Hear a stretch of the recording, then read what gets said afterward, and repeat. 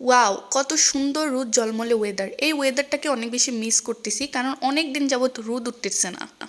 আর রোদ না উঠলে আমার শীতের দিন একদমই ভাল লাগে না। মনে হয় যেন মানে এই দুনিয়া থেকেই চলে যাই। মানে অন্য কোনো গ্রহে চলে যাই যে গ্রহে রোদ পাওয়া যাবে।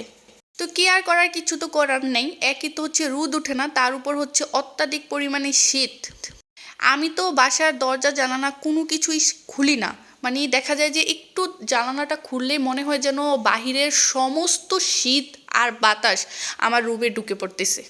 তো এই আর কি অবস্থা। তো যাই হোক, এটা হচ্ছে কয়েকদিন আগের ভিডিও ছিল। তো এখানে হচ্ছে আমি রান্নাবান্না বসাইছিলাম, মানে রান্নাবান্না করতেছিলাম। আর এগুলো হচ্ছে সজনে পাতা, এগুলো দিয়ে হচ্ছে ভর্তা বানানো হবে, এগুলো সিদ্ধ করে নিলাম।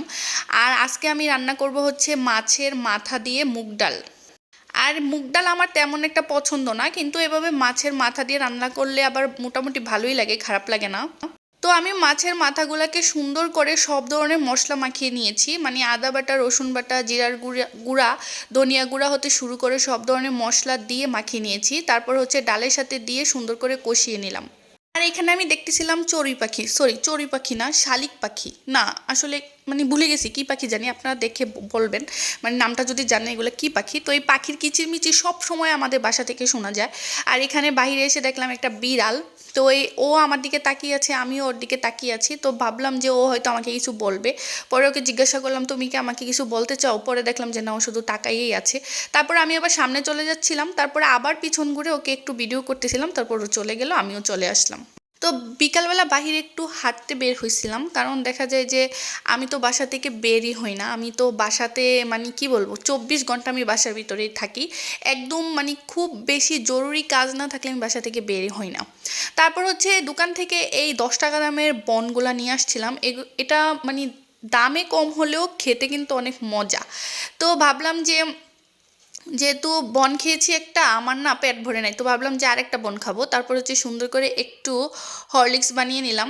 হরলিক্স না, সরি, মনে হয় হরলিক্স দেই নাই, মানে শুধু দুধ।